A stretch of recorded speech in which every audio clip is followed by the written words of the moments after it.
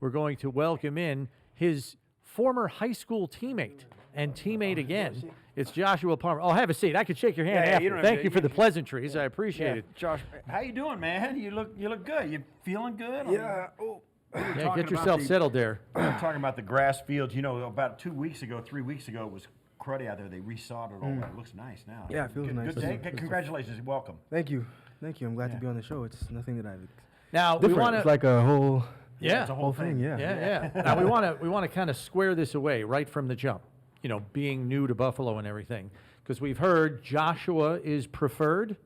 Are we right on that, or? Yeah, you can call me Joshua. Yeah. Okay, because hey, it's your name. We'll call you whatever you want us to call you. Yeah. I mean, we've all been called worse things in our own names, but we just want to make sure we got it right, because I know a lot of people for years have gone with just Josh. So I just want to make sure we get it the way you want it, because it's your name. So Yeah. you get first dibs. You know what I mean? Joshua's cool. I like Joshua. Yeah. And it was kind of cool. We were talking to Elijah yesterday, and he kind of reminded us that, you know, your high school teammates and everything. And how cool is that to kind of be reunited with like a former high school teammate at the highest level of football?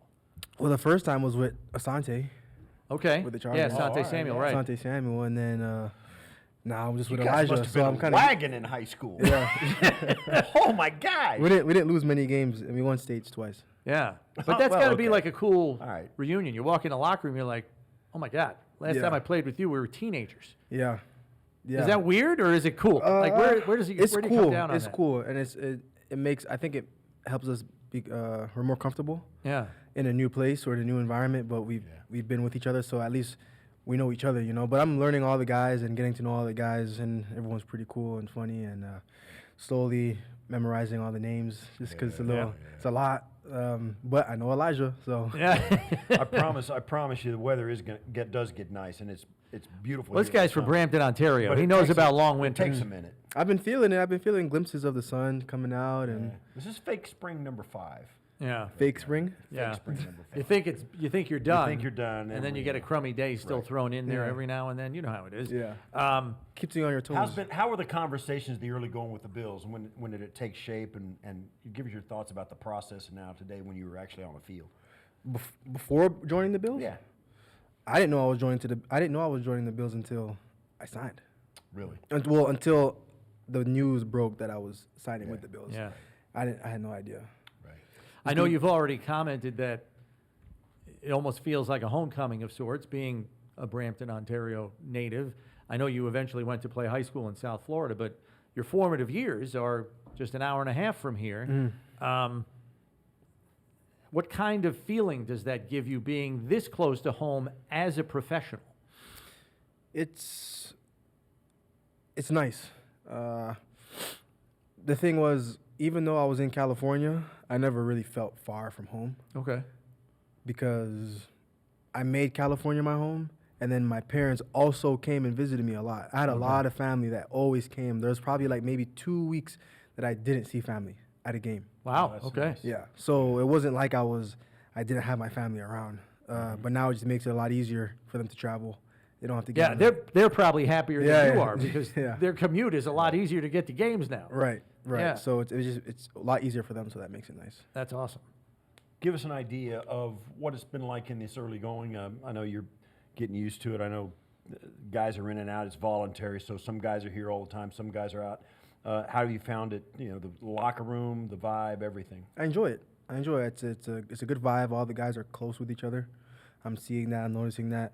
You know, Monday through Thursday we're working, we're meeting, working out. Now we just started getting on the field. So I like the schedule, and it gives me time to also see my family because they're so close. So it's just getting used to everything, and I'll get settled in with my own personal stuff later. But yeah, I'm enjoying it. I know Coach Brady has probably shared with you already this whole mantra of everybody eats. You know, you come from a place where just a few years ago there was a pretty obvious pecking order at the wide receiver position. It was Keenan Allen, you know, and then everybody else after that. And we understand why. We respect Keenan Allen's game. Here it doesn't play that way. It truly is everybody eats. Josh is throwing to the guy that's open.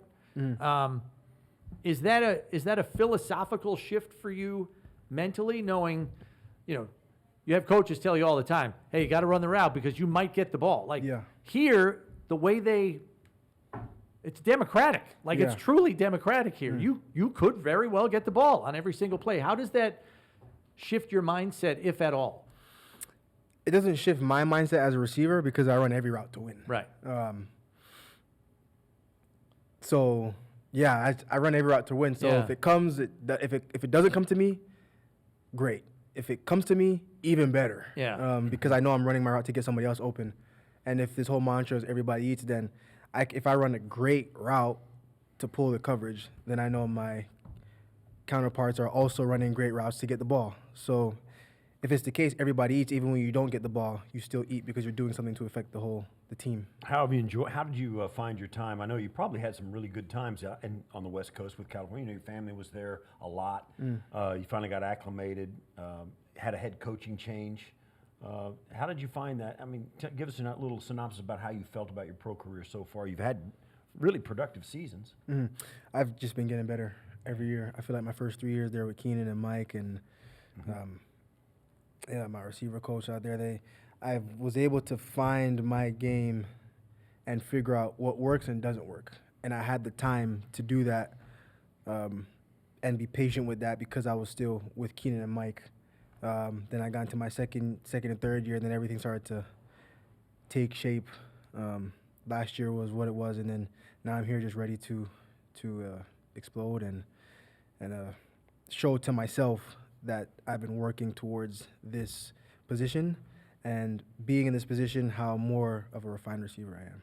I know that you hooped it up a little bit when you were growing up, in Ontario, and I know you traveled in some of the same circles as R.J. Barrett, who plays for the Raptors now. Did you grow up watching Tracy McGrady with the Raptors a little bit? Like, do you remember that? Because he's a minority owner of the Bills now. Yeah, I remember a time when he was there. Yeah. I was a hooper back then. I played a lot of basketball. I played 3 sports: soccer, basketball, and football. Nice. I grew up playing with a lot of those guys that are in the NBA now. Yeah. So I played with RJ on So A num- RJ's a probably going to number- be hitting you up for tickets. a number of different teams. come the Yeah, fall. yeah. Because he's come to a couple of games. I know Has I think him and his teammates have made it down once or twice. Okay. For some of those primetime games before their season really ramps Yeah, up. yeah. Like early in the season.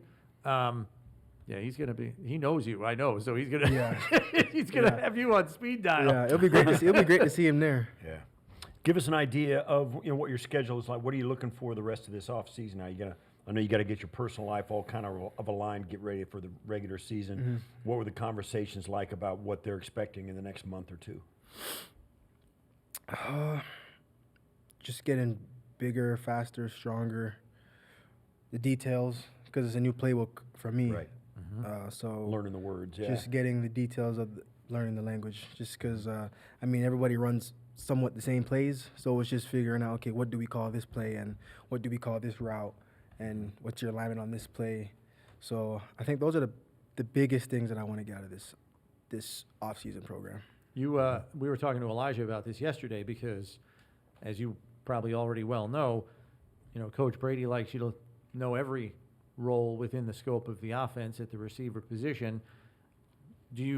Have you kind of gravitated already to being a conceptual learner rather than an individual, I'm going to learn what X does on this play? Yeah. Like, you look at the whole thing conceptually, right? That's the best way to absorb a system like this, right? Yeah, for sure. Because I did that a lot with with the Chargers when I Yeah. was there with Keenan and Mike. Like, I knew everything, and I wanted to know everything because the more you know and the more you can do. Right. And because I pride myself a lot on playing every position on the field, so even when I train in the slot, I train in the boundary, I train Okay. out wide because it's a whole different game in those 3 different spots. Right. Yeah. So I like to pride myself on knowing how to do all that. What has it been like? I know you've Josh is in and out for these voluntary stuff. You're going from Justin Herbert, who's a heck of a quarterback himself, over to Josh, who won the MVP last year. You're on a team that, like the Chargers, they kind of have aspirations. They're getting better and better. This team has expectations as well. What's been the biggest difference between, the culture that the brief time you've been here in Buffalo and the way you were with the new head coach in LA and how that had to change as well? The culture, and how important is it, and how that affects your day to day?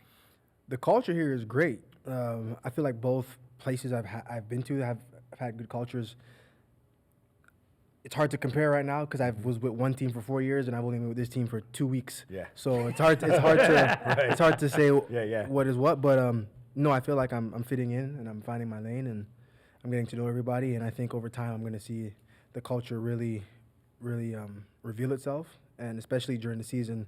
And you know, when crap hits the fan, you know, that's when the true culture will come out, because everything's good when it's going good. Yeah. So when things go bad, seeing how the culture. What has your give and take been like with Josh? Because we know that quarterbacks and receivers, yes, they have to get on the same page. There has to be chemistry. That takes reps. There haven't been a ton of reps yet because you're still not even really allowed to practice, as we know. But what is his kind of feedback? Because I'm curious, when a new receiver comes in, what that onboarding process is like between quarterback and receiver. What have his initial conversations with you been like? Just being patient.